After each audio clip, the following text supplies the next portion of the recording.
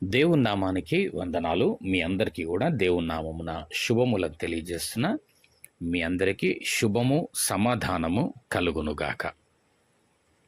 ఈ యొక్క సమయమందు హెబ్రీయులకు రాసిన పత్రిక 3వ అధ్యాయమును మనం ఒకసారి 8వ వచనం నుంచి ధ్యానించుకుందాం. ఇక్కడ నేడు అనే మాటకు అర్థం ఏంటి అనేసి అంటే, మోషే ద్వారా అరణ్యములో ఉన్న వారికి ధర్మశాస్త్రమును దేవుడిచ్చినాడు. ఆ వాక్యము విన్న వారందరూ దానిని నమ్మకపోవడం వలన అరణ్యములో 40 సంవత్సరముల ప్రయాణంలోనే దేవుడు వారిని చంపేసినాడు. అయితే అదే దానికన్నా శ్రేష్టమైన వాక్యం నేడు మీకు వచ్చింది. ఈ వాక్యమును మీరు వినినప్పుడు ఆ వాక్యముకు లోబడి క్రీస్తుకు మీ జీవితాలను గనక అప్పగించుకున్నట్టయితే మీరు రక్షింపబడతారు. నేడు అంటే భక్తుడైనటువంటి గ్రంథకర్త చెప్పిన నేడు, ఈరోజు వాక్యం వింటున్న నీకు నేడు. అందుకే పౌలు గారు కూడా 2 కొరింథీ 6వ అధ్యాయం 2వ వచనంలో నేడే రక్షణ దినము, ఇదే రక్షణ దినము అంటాడు. ఎప్పుడైతే ఈ యొక్క రక్షణ వాక్యము మన హృదయాలకు ఎప్పుడైతే తాకుతుందో ఆ దినమే నేడు. ఆ సమయముననే, ఆ దినముననే నీ హృదయాన్ని గనక దేవునికి ఇచ్చినట్టయితే నీవు రక్షింపబడతావు. 8వ వచనం నుంచి చదువుకుందాం. నేడు మీరాయన శబ్దమును వినిన ఎడల అరణ్యములో శోధన దినమందు కోపము పుట్టించినప్పటి వలె మీ హృదయములను కఠినపరచుకొనకుడి. 40 సంవత్సరములు నా కార్యములను చూచి మీ పితరులు నన్ను పరీక్షించి శోధించిరి, కావున నేను ఆ తరము వారి వలన విసిగి మీరెల్లప్పుడూ తమ హృదయాలోచనలలో తప్పిపోవుచున్నారు, నా మార్గములను తెలిసికొనలేదు గనుక నేను కోపముతో ప్రమాణము చేసినట్లు వారు నా విశ్రాంతిలో ప్రవేశింపరని చెప్పి తిని. ఈ మాటలు 95వ కీర్తన 8వ వచనం నుంచి మనము గమనించవచ్చు కదా. మన పితరులంట దేవుడు చేస్తున్నటువంటి వారి పట్ల చేసినటువంటి అనేకమైనటువంటి అద్భుతమైనటువంటి కార్యములను చూచి కూడా ఏం చేస్తున్నారంట? దేవుణ్ణే పరీక్షించేటటువంటి వారుగా, దేవుని శోధించేటటువంటి వారుగా ఉండి ఉన్నందున వారి వలన దేవుడు విసిగిపోయినాడంట.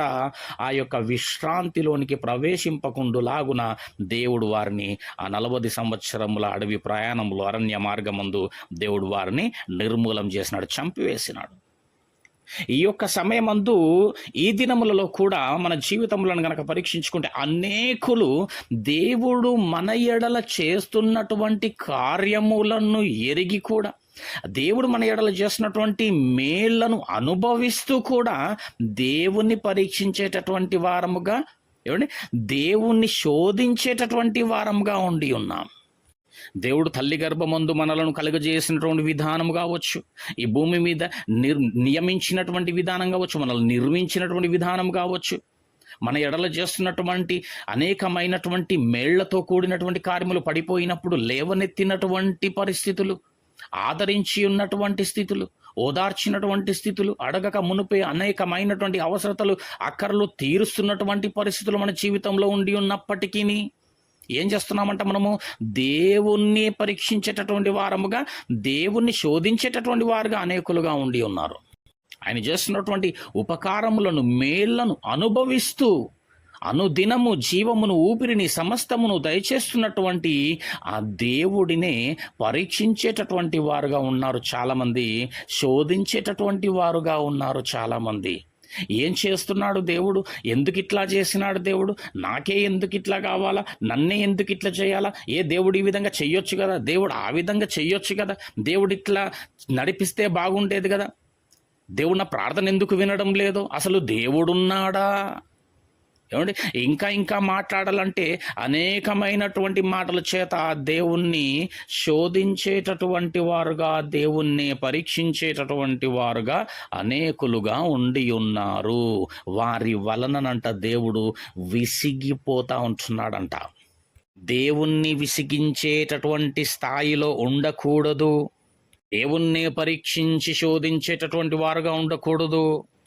దేవుడు ఎందుకు మనల్ని నిర్మించినాడు, దేవుడు ఎందుకు ఈ భూమి మీద మనల్ని నియమించినాడో, తన సంకల్పము, తన ఉద్దేశము, తన చిత్తము మన యందు ఏమై ఉన్నదో ఎరిగి అట్టి విధమైనటువంటి మార్గమందు నడుచువారమై ఉండాలి. ఏంటి దేవునికి మన పైనటువంటి ప్రణాళిక, ఏంటి ఆయనకు మన పైన ఉద్దేశము?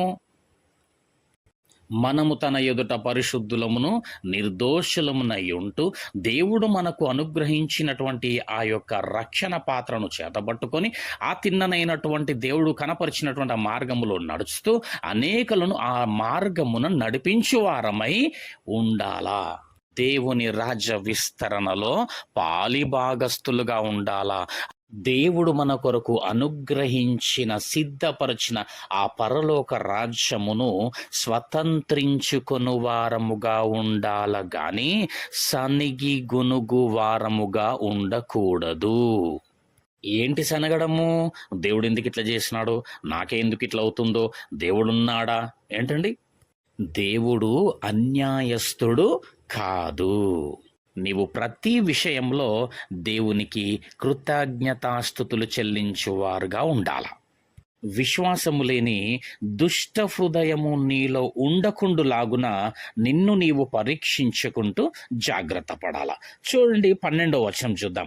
సహోదరులారా, జీవము గల దేవుని విడిచిపోవునట్టి విశ్వాసము లేని దుష్ట హృదయము మీలో ఎవని యందైనను ఒకవేళ ఉండునేమో అని జాగ్రత్తగా చూచుకొనుడి.